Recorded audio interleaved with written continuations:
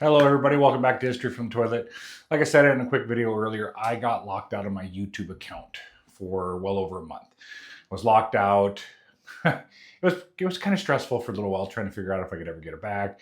I struggled for a little bit and I waited and finally I was able to get back into my account. And I know we missed a lot here on YouTube over the last few weeks, but I did make a compilation video of last week's Titanic videos. So I hope you guys enjoy learning about the Titanic, from the building to the sinking and the aftermath. Like and subscribe, you guys. Share this out. Tell all your friends. There's lots and lots more history to learn. I hope you guys have a wonderful evening and Happy New Year, and I will see you guys tomorrow. Titanic was not built to be famous. It was built to win. Hi, I'm Chris. This is History from the Toilet. This is where you have something to do while you're taking a two. At the start of the 1900s, ocean travel wasn't just transportation, it was big business. Shipping companies weren't only moving people across the Atlantic, they were competing for prestige, for headlines, and the attention of the wealthy elite. The White Star Line watched rivals brag about speed records and crossing times and decided to take a different approach. They didn't want the fastest ship, they wanted the ship people talked about the most. So, Titanic was designed to feel less like a vessel and more like a floating palace. First-class passengers dined on gourmet meals, walked around staircases, rode electric elevators, and relaxed in spaces meant to rival the finest hotels on land. Every detail was about comfort, elegance, and status. The ship wasn't built to impress engineers, it was built to impress people. Safety mattered, sure, but luxury sold tickets. Reputation sold tickets. The Titanic wasn't built for safety headlines, it was built for status. It wasn't chasing history, it was chasing reputation. Building the Titanic nearly broke the people who built it. The Titanic was built in Belfast, Ireland at the Harland and Wolff shipyard, one of the busiest and most dangerous industrial sites in the world at the time. More than 15,000 men worked on the ship, many of them day laborers who depended on the job just to survive. Construction took well over 2 years, starting in 1909, and the work was relentless. Men climbed towering steel frames hundreds of feet in the air with almost no safety equipment. My wife used to do occupational health and safety, and she would have went nuts.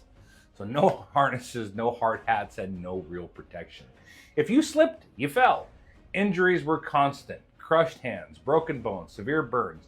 Official records list several deaths, but historians believe many more were unreported. At the time, this level of danger wasn't considered shocking. It was actually considered normal. This was the cost of progress. They used over 3 million rivets, most of them hammered in by hand, often by teams working inside the hull where heat, noise, and exhaustion were overwhelming. When the Titanic was finished, it wasn't just big, it was the largest moving object ever created by humans up to that point. This wasn't just a ship, it was industrial power, national pride, and human ambition forged out of steel at a very human cost. Titanic wasn't built gently, it was built at full force. Titanic wasn't actually called unsinkable. The people decided that later. Hi, I'm Chris. I'm on the toilet, you're on your phone, so let's learn something weird together. Titanic was designed with 16 watertight compartments, each with heavy steel doors that could seal automatically if water entered. On paper, it sounded revolutionary. Engineers believed that the ship could stay afloat even if multiple compartments were flooded. And compared to older ships, that was impressive. But there was quite a design flaw that most passengers never really knew about. Those compartments didn't go all the way to the top of the ship.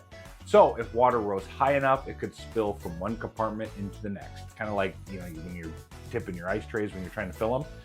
So technically, Titanic was safer than most ships, but newspapers kind of exaggerated. Passengers repeated the headlines, and confidence slowly turned into myth. People didn't believe Titanic couldn't sink because of facts. They believed it because they wanted to. Titanic wasn't unsinkable, but it was kind of overtrusted. And there is your fun flush fact of the morning. Have a great day, everybody. People boarded the Titanic believing that they were boarding the future. This is History from the Toilet. No homework, just flush and learn. Titanic was marketed as the peak of modern progress, luxury, safety, technology, all wrapped into one ship. First class passengers wore their best clothes just to get on board. Reporters showed up, photographers documented everything. A first class ticket could cost more than a house at that time. But even third class passengers felt something very special. For many people, this ship represented an opportunity, like a fresh start in a new country. Titanic wasn't just transportation, it was a floating symbol of confidence, of industry, and of humanity believing it had finally mastered the ocean. Nobody thought they were stepping into a tragedy. They thought they were stepping into history, kind of like the good kind. So before it was a disaster, Titanic was a promise of a new beginning. Titanic carried more than passengers, it carried class divisions. Titanic wasn't just separated by ticket prices, it was separated by class in ways that shaped daily life on board the ship. First class passengers lived in near luxury, private promenades, elegant dining rooms, spacious cabins with real beds, fine linens, and personal space. Third class passengers lived deep below the decks. They shared rooms, they had narrow hallways, they had bunk beds that were stacked really close together. They didn't eat the same food, they didn't use the same staircases, they didn't move through the same spaces. Even the layout of the ship enforced the divide. Gates, corridors, and rules kept classes physically apart. And for many third-class passengers, this wasn't a vacation. They were immigrants chasing opportunity, families leaving everything behind, workers hoping the ship would take them towards a better life. They carried their possessions in very small bags, their hopes in much larger ones. Everyone was technically on the same ship, but they weren't on the same journey. They didn't experience the same comfort, freedom, or safety. Titanic is often remembered as an engineering marvel, but it was also a perfect snapshot of early 1900s society. Modern technology wrapped around an old, unequal world. The ship was advanced, progressive, state-of-the-art, but the social structure stayed exactly where it was. Titanic showed how the world worked right up until it didn't. Titanic did not leave in panic, it left in celebration. The Titanic set sail from Southampton on April 10th in 1912. Crowds gathered at the docks, people waved goodbye, bands played music. It felt like an event, not just a departure. From there, Titanic stopped in France, then Ireland, picking up more passengers along the way, but each stop added energy. More people, more excitement. On board, life settled into routine almost immediately. Meals were served, people strolled the decks, conversations filled lounges and dining rooms. Everything felt calm, comfortable, normal, kind of almost boring, but in the best possible way. Ice warnings did come in from other ships, but ice in the North Atlantic wasn't unusual. Captains had seen it before, the crews expected it, nothing felt urgent, nothing felt dangerous. The ocean was smooth, the sky was clear, the ship moved steadily forward, and that calm, that sense that everything was fine is what made the danger invisible. No alarms, no chaos, no warning signs anyone wanted to take seriously. Because disasters don't usually begin with panic, they begin with confidence, with routine, and the belief that today will be just like yesterday. So most disasters start as perfectly ordinary days. The iceberg was not seen until it was too late. Hi, I'm Chris, and this is History from the Toilet. This is the best place to relax while you learn. It was a moonless night in the North Atlantic. No clouds, no storms, no obvious danger. The ocean was unnaturally calm, kind of like flat like glass. And that was the problem. Normally, when waves crash against icebergs, they create white foam that you can spot from a distance. But that night, there was absolutely no waves, so there's no contrast and no warning. The lookouts strained their eyes into the darkness with no binoculars, just human vision and instinct. When the iceberg finally appeared, it wasn't looming, it was sudden. Hard starboard. The ship turned, but physics doesn't care about commands. The iceberg scraped along the side of the ship, tearing open the hole below the waterline. From the deck, it didn't feel dramatic, like no explosion, no violent jolt. Some passengers didn't even notice, but below deck, seawater was already pouring in, cold, heavy, and unstoppable. The danger didn't arrive loudly, it kind of slipped in quietly. The most dangerous moments don't always look dangerous.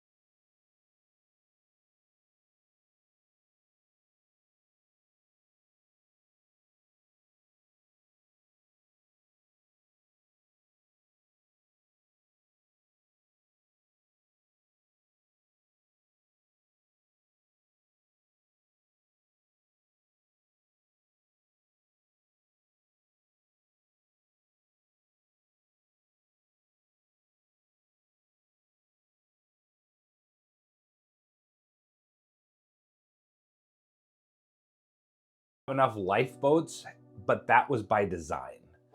Technically, Titanic followed the law, and that was the problem. Lifeboat regulations were outdated, based on ship weight but not how many people were on board.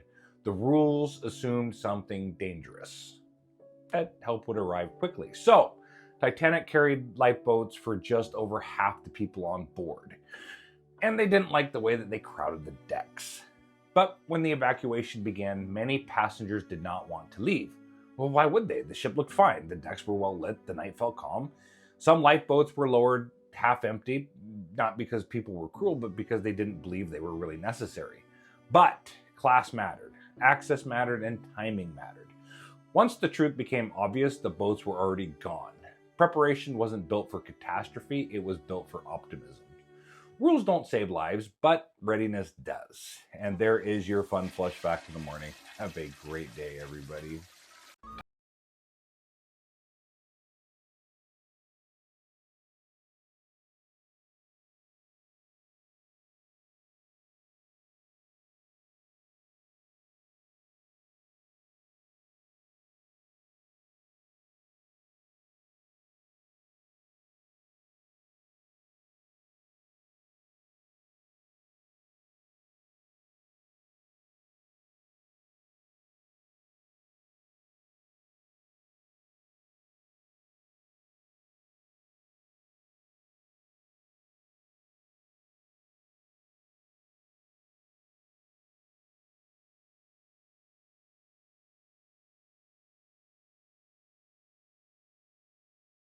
Gone.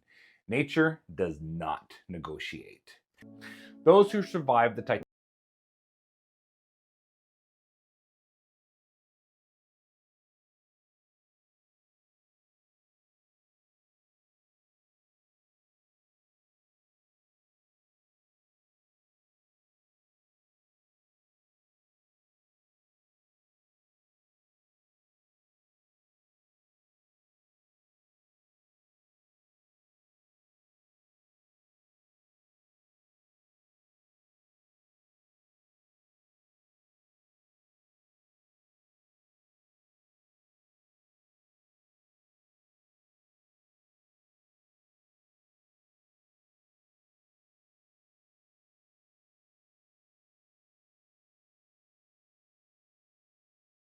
changed did not.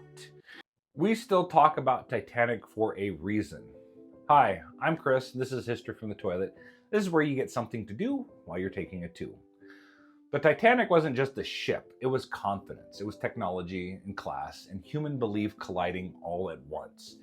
It showed what happens when innovation moves faster than humility, when trust replaces preparation, and when people assume progress means control. We don't remember Titanic because it sank, we remember it because it shouldn't have, and everybody believed that. The story still matters because the lessons keep on repeating in technology, in systems, and in the way humans overestimate themselves. The Titanic didn't just sink, it forced people to rethink what progress was actually worth. And there is your fun flush fact of the evening. I hope you guys have a great night.